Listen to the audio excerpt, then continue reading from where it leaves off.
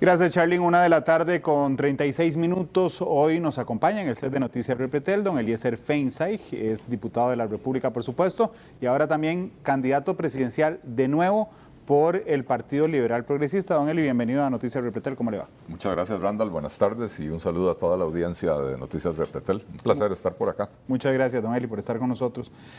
La mayor crítica durante el último año a su partido es que se concentra, dicen los críticos, en usted, en que usted es la figura, usted es el líder, usted se dice lo que hace. Hace unos meses empiezan a decir el PLP que no es cierto, que tienen un montón de liderazgos, que hay gente que brilla, que usted no es el único que toma la decisión. Y preguntamos quién es el candidato presidencial y es usted. Es absolutamente contradictorio. ¿Usted es el líder absoluto del PLP entonces? No tiene nada de contradictorio, Randall. Cuando un partido empieza es normal que gire en torno a una figura, siendo yo la figura más reconocida que tiene el partido. Sin embargo, en ese momento el partido ya tiene un comité ejecutivo nuevo, liderado por Cathy Phillips, el nuevo secretario general es don Gilberto Campos. Ya nombramos o escogimos a la mayor parte de nuestros candidatos a diputados, tenemos excelentes liderazgos en todas las provincias. El partido se ha reconstituido. Y han surgido muchos liderazgos más, lo cual no es contradictorio con que la persona más reconocible del partido aspire a la presidencia de la República. ¿Y es por eso que usted es el candidato presidencial? ¿Es usted el más reconocible de los miembros del PLP? Bueno, yo creo que soy una persona que está preparada para la presidencia de la República, que tiene la experiencia relevante, que durante años ha venido aportando análisis, ideas, propuestas. Y he dirigido el partido, lo llevé a un buen resultado electoral hace 4 años, cuando nadie daba un centavo por nosotros, y hoy tenemos un partido donde ya hemos formado esos liderazgos, el partido está fuerte, está unido, está vibrante, está pujante. Nuestras asambleas nacionales, las últimas 2, arrancaron con el quórum completo, no con el quórum mínimo, asambleas que duraron en un caso 5 horas, en el otro caso 7 horas, y terminaron con el quórum completo. Nadie se movió de sus asientos, lo cual habla del compromiso que tienen estas personas y del buen trabajo que están haciendo nuestros liderazgos en todas las provincias. ¿Qué aprendió de la campaña presidencial anterior que no va a repetir en esta campaña presidencial? Mire, son campañas diferentes y no es algo que yo haya aprendido de la campaña anterior. Simple y sencillamente nos enfrentamos a un panorama completamente diferente, un panorama político más complicado, más polarizado. Yo creo que nosotros hicimos una buena campaña hace 4 años, nos faltó dinero.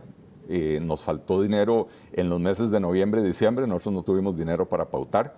Y entonces el crecimiento que esperábamos tener en esos meses lo empezamos a tener en enero, lo cual digamos que nos agarró un poquito tarde, y aún así, habiendo partido en agosto del 2021 con una intención de voto del 0.5%, terminamos con un 12,5% del voto. ¿No le parece una lección aprendida rodearse de gente leal? Porque digo, se le fueron 4 diputados. Esa podría ser una lección aprendida, escoger mejor. Esa es una, a ver, que no es un aprendizaje de la campaña, sino del proceso previo a la campaña y es totalmente válido.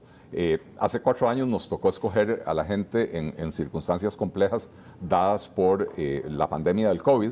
La mayor parte del trabajo preparatorio y de renovación de estructuras se hizo en pandemia con reuniones virtuales, no con cara a cara. Le puedo decir que cuando hicimos la Asamblea Nacional, en la que me escogieron a mí como candidato a la presidencia, llegaron los delegados de Heredia, nunca le habían visto la cara a los de Alajuela, para no decirle que los de Guanacaste nunca habían visto a los de Limón, ¿verdad? Y entonces no teníamos esa cohesión de equipo.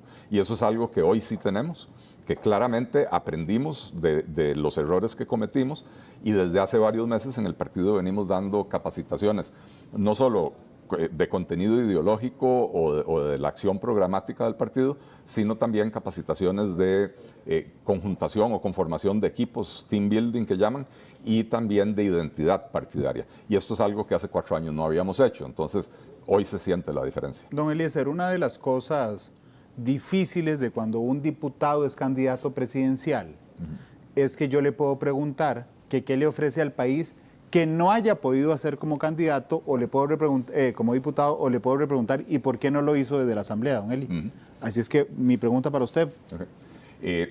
No es lo mismo estar en la presidencia de la República y poder desde la presidencia de la República impulsar una agenda de proyectos, sentarse a conversar con todos los partidos de oposición y construir una agenda conjunta, que ser una fracción minoritaria. Somos la fracción más pequeña de la Asamblea Legislativa y aún así nuestras propuestas ahí están presentadas, planteadas, algunas ya convertidas en leyes de la República, 100% coherentes con lo que prometimos en la campaña hace 4 años. Hablamos de eliminar impuestos. En este momento tenemos 24 impuestos eliminados o disminuidos. El más llamativo de todos resultó ser el del marchamo. Sin embargo, se aprobó una ley llamada Simple 1, en la que se eliminaron de cuajo 21 impuestos, y ahí tenemos otro par más. Hemos presentado proyectos de reforma del Estado. Usted recordará que nosotros hicimos publicidad un poco jocosa, donde yo ponía al Estado a hacer ejercicios, le decía que tenía que ponerse en forma. Hemos presentado proyectos para cerrar RACSA, cerrar el CNP, cerrar Recope, cerrar la Agencia Espacial Costarricense, proyectos para fusionar los 3 ministerios económicos en un solo ministerio de Desarrollo Económico y Competitividad, otro para fusionar 5 entidades que atienden al sector productivo, es decir, agricultura y ganadería, industria y comercio, minería, energía y pesca, en un solo ministerio de la producción. Esos proyectos lamentablemente no han podido avanzar porque, siendo nosotros una fracción minoritaria, con una línea de pensamiento que es distinta de las mayorías, porque en este país tenemos una izquierda estatista y una derecha estatista. Y los que creemos fielmente en la necesidad de un Estado más ágil y eficiente que resuelva problemas para la población, somos la minoría. Entonces, llegando al poder a zapote, con una fracción más robusta que la que tuvimos esta vez, podemos sentarnos a entablar esa negociación. Usted sabe que el Poder Ejecutivo tiene el control de la agenda legislativa durante 6 meses. En el actual periodo, en estos 6 meses del año, nunca han sido convocados proyectos del PLP, por lo menos no proyectos de fondo del PLP, porque el gobierno de la República, el presidente y el Poder Ejecutivo, no quieren darle al PLP triunfos en temas que ellos prometieron en campaña y con los que no están cumpliendo.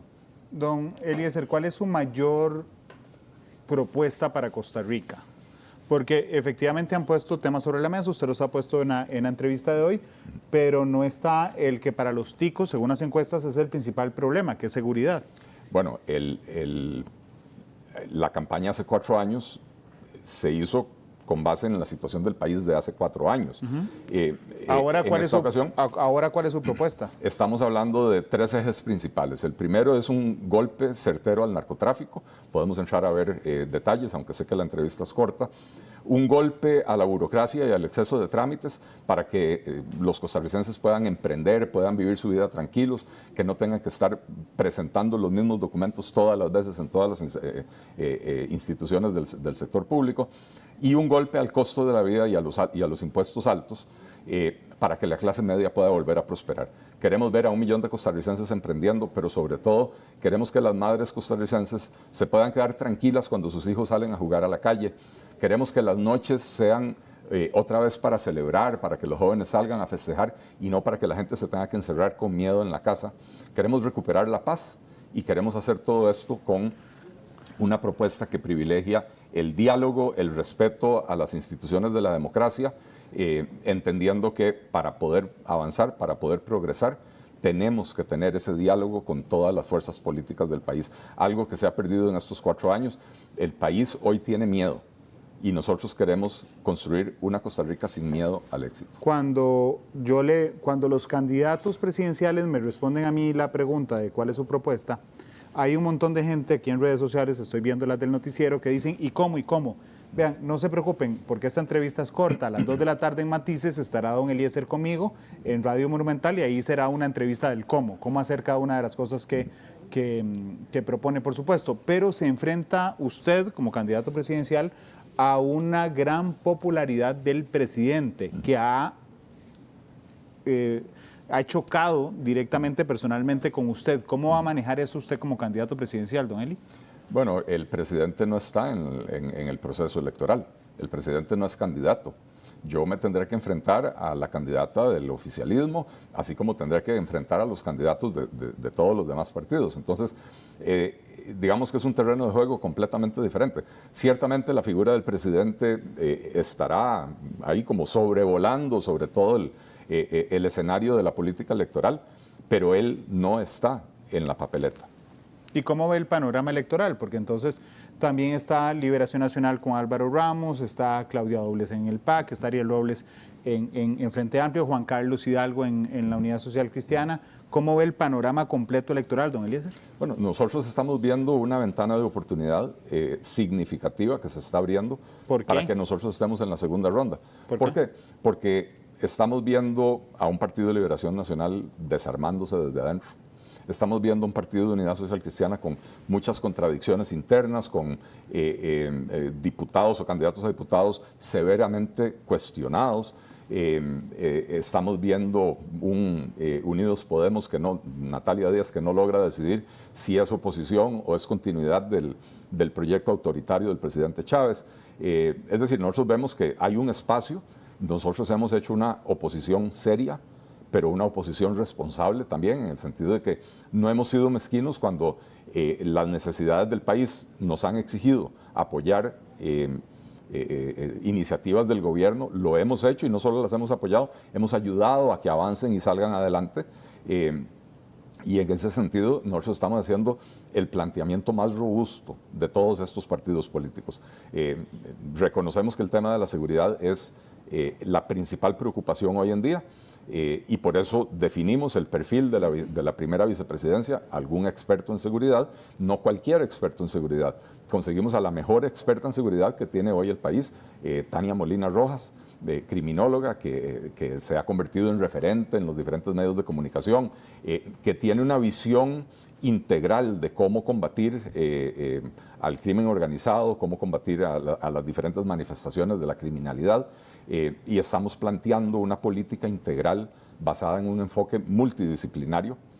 No basta con decir que necesitamos más policías. Sí, los necesitamos. Y sí, el PLP ha dado la lucha en la Asamblea Legislativa por conseguir los recursos. Pero si uno no trabaja el tema desde la educación, desde la cultura, desde la recuperación de los territorios y sobre todo atacar las finanzas de los grupos del crimen organizado, porque para eso existen para lucrar. Y entonces atacar las finanzas, atacar la economía criminal que se ha ido creando e instalando en diferentes partes del país. Don Eliezer, me quedan 30 segundos de entrevista. Todos los candidatos que pasan por aquí dicen que su propuesta es la más robusta. ¿Por qué yo debería creerle a usted? Bueno, yo creo que